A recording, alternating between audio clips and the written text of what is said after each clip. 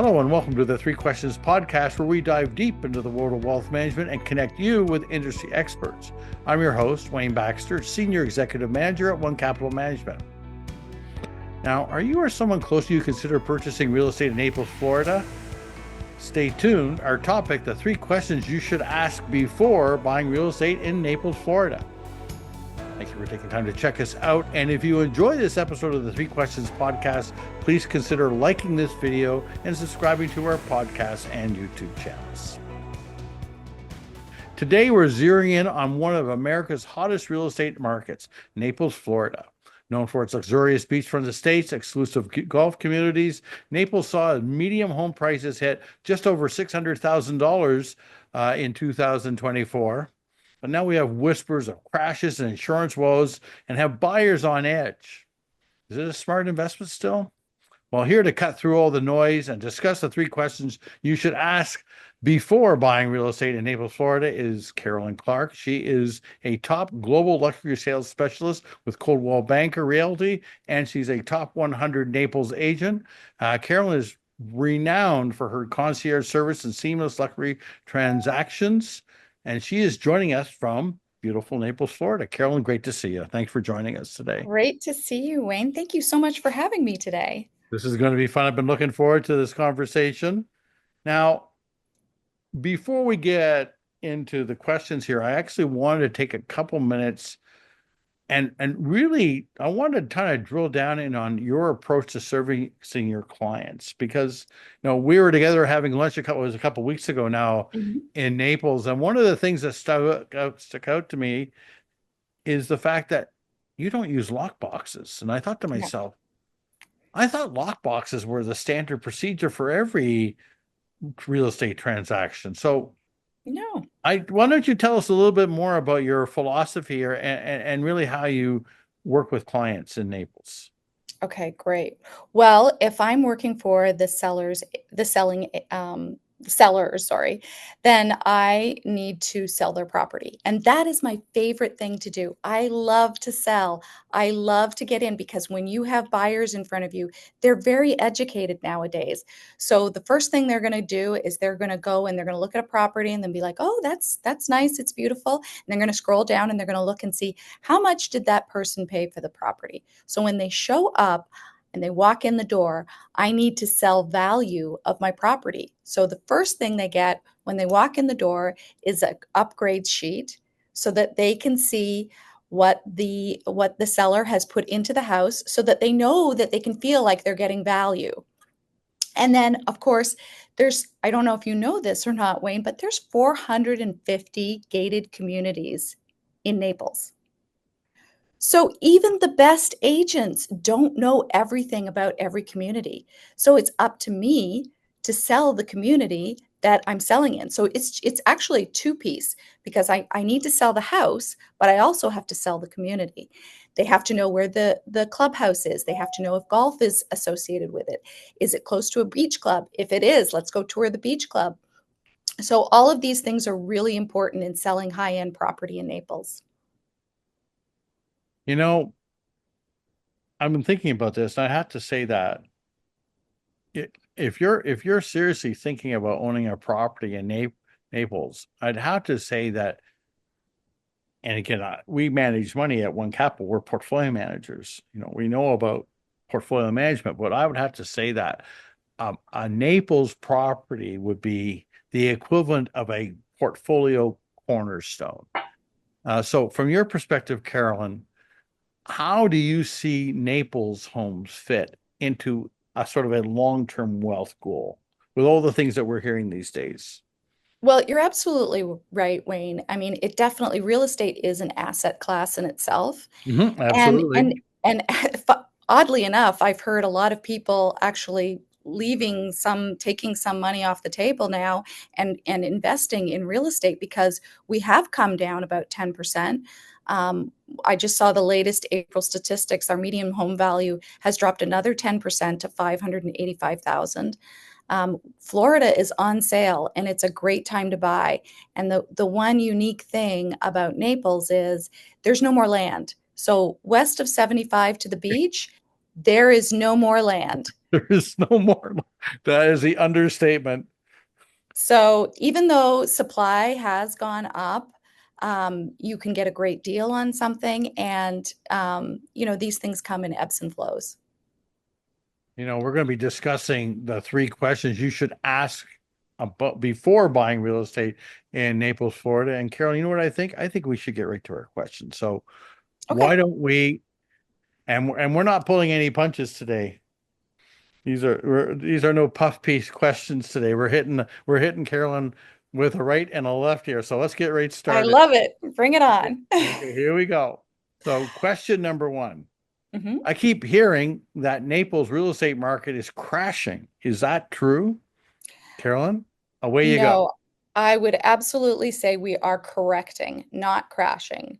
Are we ever going to go back to 2020? Absolutely not. And the reason for that is because you can't build a house for the same price that you could in 2020 because the price of everything has gone up so much. So, no, we are definitely coming down a bit, and that's a good thing. We needed to cool off. We had to have our cooling time, but it's also a great time to get in. And my buyers this year, I've been really excited for them because they have been able to come in and get some really great opportunities on things that they couldn't have bought 2 years ago. So you would say unequivocally that 2025 is what you would call a buyer's market in Naples. Exactly. Exactly. All right.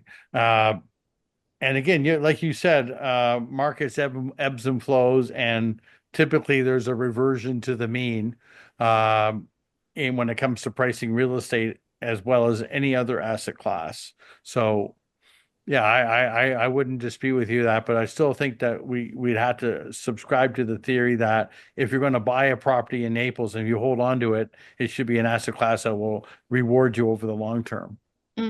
Exactly. All right, so let's move on to our second question.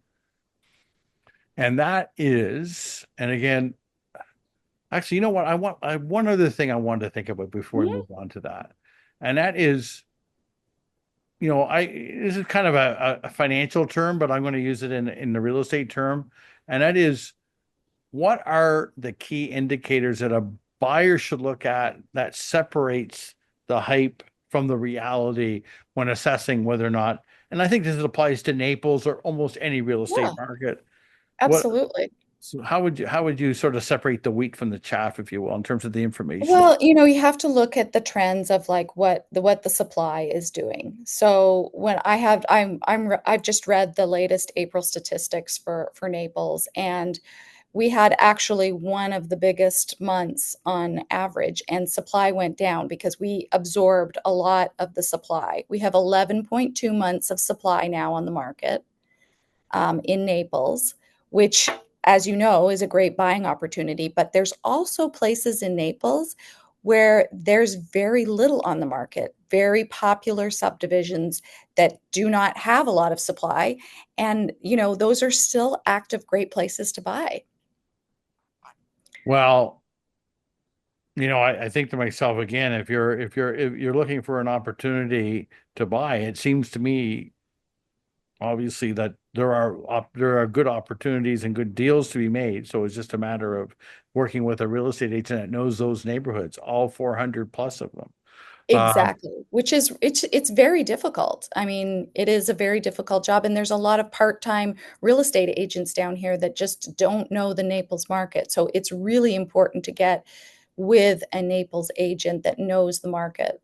I just standing here now, I realize we buried one of the leads here, you and I, and that is we're both expat Canadians. So I had to ask, the reason I bring that up, and you talked about the inventory, and I realize that we have been dealing with some, shall we call, controversy between our two countries, our former and current homes. But you'd have to think that as the dust settles here, and I really do believe it's going to, between you and me. So do you not think that this is a great opportunity for Canadians or folks from California or other parts of the country are going to start looking at the fact that there's an opportunity to get some really decent real estate in the Naples area. Yeah, I mean, it's a little tougher for the Canadian buyer just because, the Canadian dollar is not doing as well right now. But for California, Texas, Colorado, anybody coming to Florida, it's a great time. And Yeah, North New York, New Jersey. New York, New Jersey, Philly, Chicago, we have a big following here. We are the warmest place to be in the wintertime. I mean, you could move to Tampa, but you're not going to get the same temperatures that you're going to get in Naples. And we see people here moving full time too because they want to get their homestead here and they want to get that 0% state income tax that Florida has. I keep getting poked on every time I visit either Miami or Boca Raton, or even when we were together. That is always being put in front of me. When Yeah, especially coming from California, Wayne. Yes. yes, I know. Well, I will share this, and maybe it's recency bias or something, but I still I compare my California tax return to my Ontario, Canada tax return. And And it probably looks a lot I better. laugh out loud still. So I guess I haven't been in the US long enough for that to bite me, but oh, maybe over time, who knows? Hey, listen, I have a client here in Naples, and he tells me that he saves $200,000 a year just by being homesteaded. He's from New York, just by being homesteaded in Naples. It's a lot of money. Yes, I understood. That'll get you a membership at a pretty decent decent country club too. Exactly. I would note. Okay, let's go on to question number two. And again, we're joined by Carolyn Clark. She is a luxury real estate agent in beautiful Naples, Florida. So, question number two. My friends tell me that even if I do find a home that I like in Naples, I won't be able to insure it. What do you say to that? Absolutely not. Absolutely not. There is insurance. The only way you're not going to get insurance is if there's an open claim, of which that could be a problem in Fort Myers right now, but is not a problem in Naples. So, okay, Carolyn, let's be fair. You're not an insurance agent, and I wouldn't hold Mm-mm. you out to one. Like I say, you don't play one on TV or anything like that. Uh, so what steps would you say a buyer could take when purchasing a home in Naples to ensure they secure affordable, and reliable insurance coverage? If someone came to you and said, we found the home, I really love it, but I'm really worried about trying to get insurance. What would you tell them? What would be their Well, advice? you know what? Regardless of what property it is, wherever it is, I always work with an insurance agent so that we know the costs up front of insurance because I never want anybody to get into anything not knowing all of their costs. So I do work very closely with an insurance agent that has multiple carriers, and we get a quote normally to find out. But I also, if that is a factor, and in having the insurance as a factor, and they don't want to be in a flood zone, for instance, I could steer them towards places that are not in a flood zone. So in Naples, we have X. An X zone is the best area to live in, and I can steer you to those areas. I know which subdivisions are in an X zone, and what that basically means is if you're taking financing out on the property, you do not need to get flood insurance. So a lot of people like that. It's been a very big trend, and in the last year, the flood topography has changed. So things have changed a little bit. So I work very closely with my insurance agent to find out and make sure that A, properties are still in an X zone, and B, what the price is of that property before they actually make an offer on it. You just mentioned a buying trend. What would you say today? And this will be our third question of the podcast. Mhm. After hitting you hard with a couple tough questions, for our third question here today, what is the hottest buying trend actually in Naples? Well, there's a couple of them. First of all, everybody has a different need, right?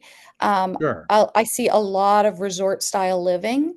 People like the community where it has all the resort style living. But another trend that I've sort of seen in the last couple of years, and some clients are really loving it, especially when they're not they're sort of in and out all of the time and not really here a lot, is more of the concierge service.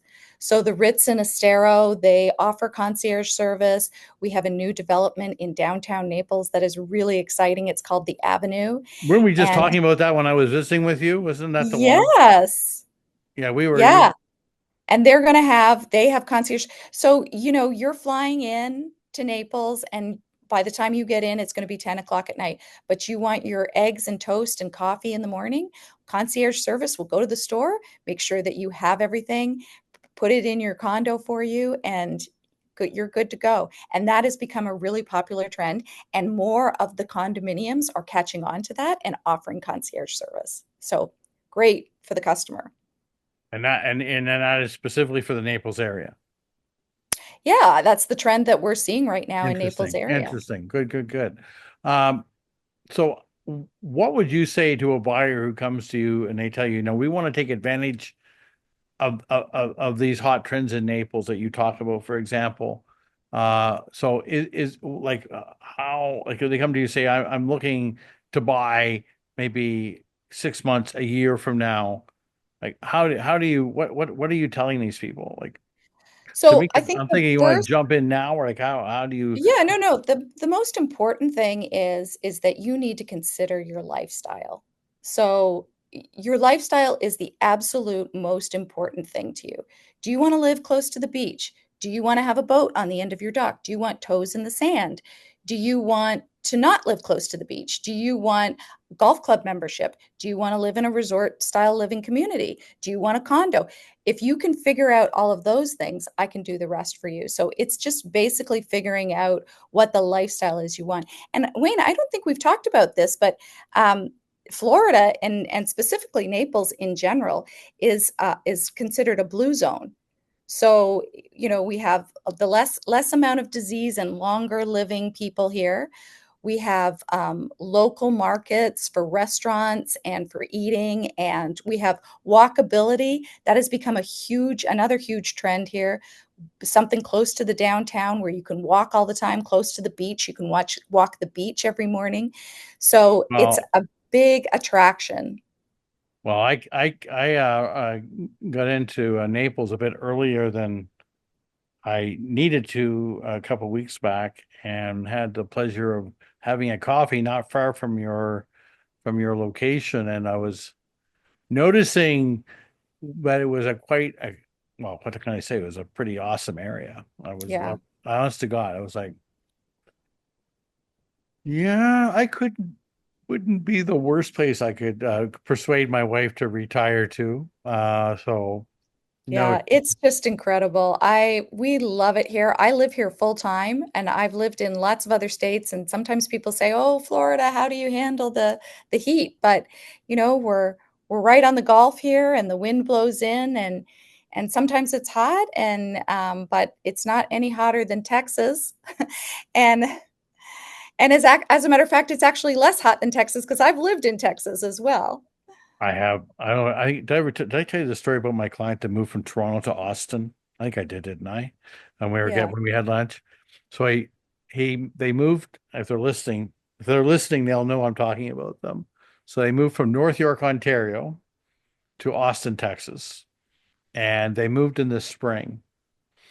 And at the same time, I had two close friends of mine moved to Dallas and also just outside of Austin. So I was kind of watching the weather patterns more so than I normally would for Texas. And good Lord, that particular year, there were like, I don't know Yeah. how many days, Carolyn, we'll say 20 days, maybe 30 over 100, 110 degrees.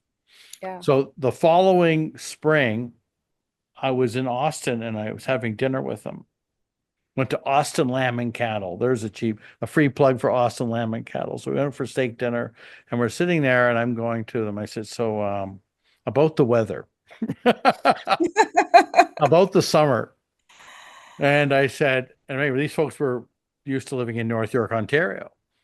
And I said, how did you guys cope with the heat last summer? And my client put his fork and knife down. And he looked at me. He said, Wayne, we're from Canada. When November comes, we turn on the air conditioning and we stay inside, or turn on the heat. We turn on the heat and we stay inside.